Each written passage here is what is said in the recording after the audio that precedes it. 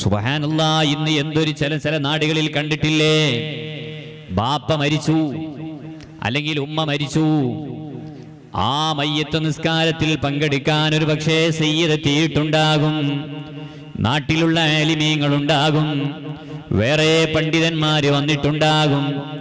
എന്നാൽ മയ്യത്ത് നിസ്കാരത്തിന് ഏറ്റവും ബന്ധപ്പെട്ട ആള്, മയ്യത്ത് നിസ്കരിക്കാനുള്ള അവകാശം ആ ഉമ്മാന്റെ മകനാണ്, അല്ലെങ്കിൽ ആ ഉപ്പാന്റെ മകൻ തന്നെയാണ്. എന്നാൽ ആ മകനാരാണ്? അയാൾ ഒന്നുകിൽ സാധാരണക്കാരനാണ്, അയാൾ ഏതോ കച്ചവടക്കാരനാണ്, അല്ലെങ്കിൽ അദ്ദേഹം ഒരു ഡ്രൈവറാണ്. ഇദ്ദേഹത്തെക്കാൾ പഠിച്ച നല്ല ആലിമ്, ഇദ്ദേഹത്തെക്കാൾ ബഹുമാനമുള്ള സയ്യിദ് അവിടെ ഉണ്ടായിരിക്കേ പടുജാഹിലായ മക്കള് കയറി നിൽക്കുന്നത് നിങ്ങൾ നിങ്ങളെ ഉപ്പാനോട് ചെയ്യുന്ന അപരാധമാണ് കേട്ടോ.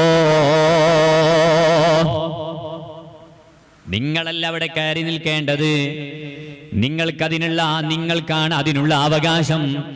പക്ഷേ അവിടെ സയ്യിദുണ്ടെങ്കിൽ ആ മയ്യത്ത് നിസ്കാരത്തിന് പങ്കെടുക്കാൻ വേണ്ടി ഏതെങ്കിലും ആലിമ് വന്നിട്ടുണ്ടെങ്കിൽ ആ ആലിമിനെ അങ്ങോട്ട് നിർത്തുന്നതാണ് മര്യാദ, ആ ആലിമിനെ അങ്ങോട്ട് നിർത്തുന്നതാണ് നിങ്ങളെ കാണിക്കേണ്ട അദബ്.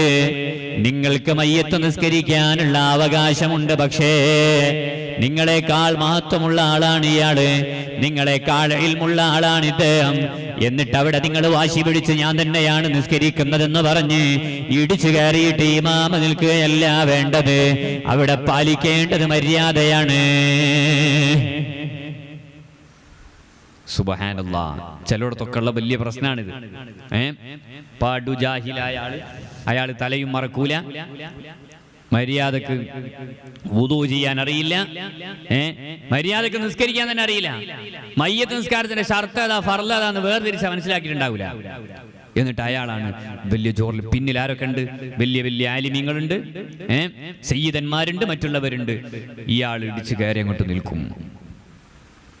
സംഗതി ശരി, ബാപ്പ മരിച്ചാൽ അവിടെ മയ്യത്ത് നിസ്കരിക്കാൻ നിങ്ങൾക്ക് അവകാശമുണ്ട്, പക്ഷെ ആ അവകാശത്തെക്കാൾ നിങ്ങൾ അവിടെ പരിഗണിക്കേണ്ടത് അദബാണ്.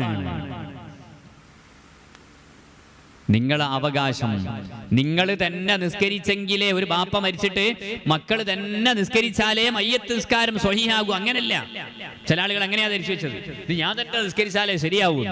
അങ്ങനെയൊന്നുമില്ല, നിങ്ങൾക്ക് നിസ്കരിക്കാനുള്ള അവകാശമുണ്ട്.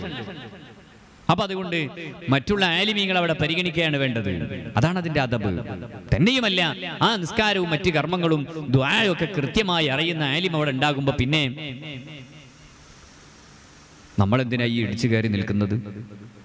നിങ്ങൾ നിസ്കരിക്കുന്നതിനേക്കാൾ ഒരു പക്ഷേ ആ മയ്യത്തിന് ഉപകാരം ഉണ്ടാകുക ഏതെങ്കിലും സയ്യിദ് നിസ്കരിക്കുന്നതായിരിക്കില്ലേ, തങ്ങന്മാർ നിസ്കരിക്കുന്നതായിരിക്കില്ലേ, ആലിമീങ്ങൾ നിസ്കരിക്കുന്നതായിരിക്കില്ലേ. അപ്പൊ അതുകൊണ്ട് അത് ശ്രദ്ധിക്കപ്പെടേണ്ടതാണ്.